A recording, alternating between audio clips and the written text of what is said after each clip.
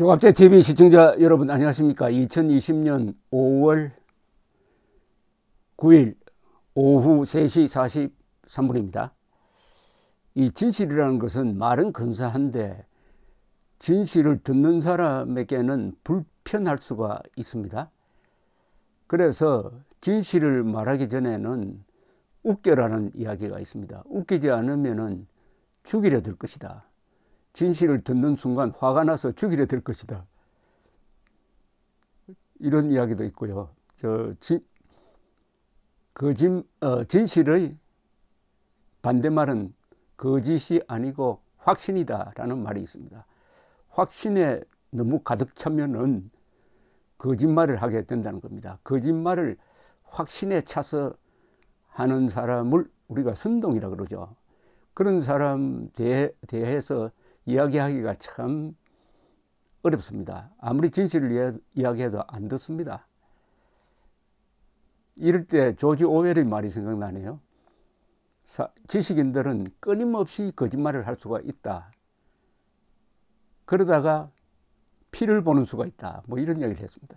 전쟁 같은 데 딱 부딪혀 버리면은 거짓말이 안 통한다. 뭐 이런 뜻이요. 그래서 저도 이 불편한 진실을 많이 이야기하는 사람 입장에서 한번 웃겨보려고 합니다.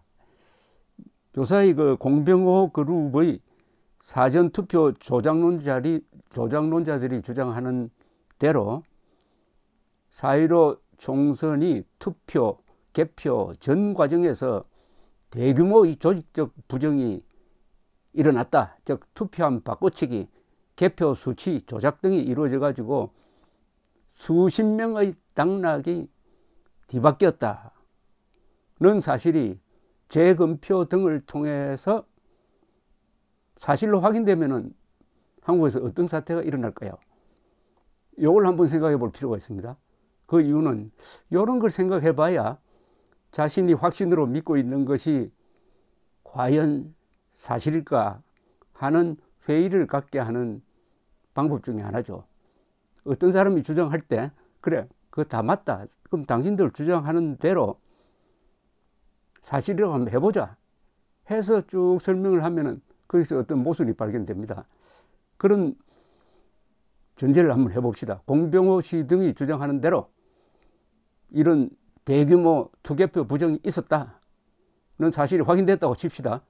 재검표 등을 통해서. 그럼 어떤 일이 일어날 것이냐. 첫째, 공병호 씨는 구국의 영웅으로 아마 대통령으로 추대될 겁니다. 민경욱 의원은 국회의장으로 추대되지 않을까요? 반면 부정선거 지휘자 문재인 대통령은 탄핵이나 하야 즉시 감옥에 갈 것이 틀림없습니다. 이런 대규모 부정이 있었다면 그 책임자는 정권이고 대통령은 지령자이고 여당과 선관위가 공모했다고 밖에 볼 수 없기 때문입니다. 부정이 드러나는 순간 분노한 국민들은 제2의 4.19 시위를 일으킬 것이고 국회가 겁을 먹고 박근혜 탄핵 때처럼 여론의 고개 숙인 민주당이 앞장서 가지고 문재인 대통령 탄핵안을 가결시키지 않을 수 없는 상황이 벌어질 겁니다. 이런 백주대낮에 문명국가에서 이런 엄청난 부정선거를 통해서 여야를 바꿔버렸다 하면은 누가 거리로 안 쏟아져 나오겠습니까? 그렇게 하여 대통령이 물러나면은 대통령 선거와 국회의원 재선거가 동시에 이루어질 가능성이 높습니다. 왜냐? 국회도 자진해산하지 않을 수 없을 것입니다. 첫째, 부정선거의 원흉인 민주당은 4.19 때의 자유당처럼 해산 절차에 돌입할 것이고 통합당도 온전하지 못할 것입니다. 왜 통합당이냐? 미래통합당은 사전투표의 과정을 점검한 뒤 이건 문제가 없다. 부정이 개입될 소지가 없다고 판단해가지고 사전투표에 대해서 반대 의사를 밝히지 않음으로써 결국은 사전투표 부정을 방조한 공범이 되기 때문입니다. 더구나 공병호 그룹의 부정선거 주장에도 통합당은 동조하지 않았습니다. 개표 부정으로 진 여러 후보들도 공병호 씨의 주장에 동조하지 않고 비겁하게 침묵으로 일관했다. 어떻게 이 당을 용서할 수 있겠습니까?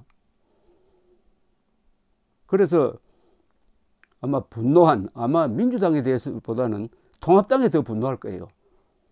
그래서 황교안, 김종인 이런 사람 집으로 몰려가서 4.19 때 이기붕 씨 집을 불태웠던 것처럼 불지를지 모릅니다.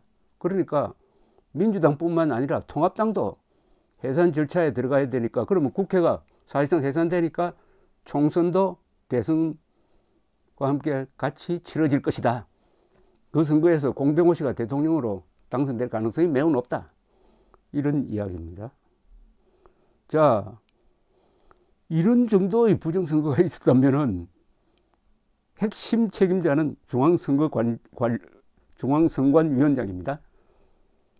여러 차례 사전투표 부정이 없었다고 국민을 속인 점에 아마 가중처벌을 받게 될 겁니다. 개표 종사자가 30만 명이나 되는데 어떻게 부정이 있을 수 있겠느냐고 뻔뻔하게 설명해 온 그것 때문에 아마 형량이 매우 높아질 겁니다. 그런데 이 부정선거 재판은 4.19 직후처럼 혁명재판이나 인민재판식으로 전개될 가능성이 많아요. 그럼 재판장으로는 누굴 초대할 것이냐? 요사이 사전투표 조작론을 앞장서서 제기하고 있는 용감한 의로운 변호사들이 있습니다. 그분들 중에 많은 분들이 재판부를 형성하게 될 것이고, 그러니까 이분들은 이 기소된 몇 사람에게는 사형을 선고할 가능성이 높습니다. 사형. 집행될지 안 될지는 모르지만 1998년 이후에 우리나라는 지금 사형 제도는 있는데 사형을 집행하지 않고 있습니다. 그러나 이런 경우에는 다르죠. 부정선거, 4.19 부정선거를 지휘했던 사람들 몇 사람이 사형됐습니다. 그 전례를 따르지 모릅니다. 그러니까 우리가 다시 사형제를 복구시키는 나라가 될지 모르겠다는 생각이 드네요. 이와는 별도로 투개표 부정에 서인 컴퓨터류에 대한 어떻게 보면 국민들이 거부 반응이 일어나가지고 삼성전자의 매출액이 격감할지도 모릅니다. 그리고 그동안 공병호를 비판하였던 조갑재, 정규재, 김진, 이병태, 김연광 같은 이들에게는 아마도 고난의 행군이 시작될 것입니다. 자, 이렇게 한번 생각해 봅시다. 문재인 정권이 사전투표 조작을 결심하였더라면은 발각될 경우에 지금까지 제가 설명한 이런 사태가 일어날 것임을 충분히 예견했을 것입니다. 그런데 모든 여론조사, 심지어 통합당 여론조사에서도 민주당이 압승으로 나오는데 이렇게 수십 명이 아니라 수천 명의 목숨을 거는 모험을 감행했을까요? 조작론자를 좀 신봉하는 분들이 한번 곰곰이 생각해 보시면 어떨까요? 자, 그러면 이 지금까지 설명은 조작으로 밝혀졌을 때 일어날 끔찍한 상황, 4.19 또는 1986년 필리핀 선거 직후의 마르코스 축출 과정, 최근 어디 남미에서 일어났던 일, 이런 상황을 한번 생각해 보시고 한번 또 반대로 한번 생각해 보겠습니다. 만약 사전투표 조작설이 사실이 아닌 것으로 재확인되었을 경우에 공병호 그룹과 수많은 통계학자들과 선동 유튜버들 그리고 그 추종자들은 어디로 가야 하나요? 사실로 밝혀지면 공병호 씨는 구국의 영웅이 되어가지고 청와대로 갈 가능성이 높고 문재인 씨는 감옥으로 갈 것이 분명합니다. 그러나 사전투표 조작론이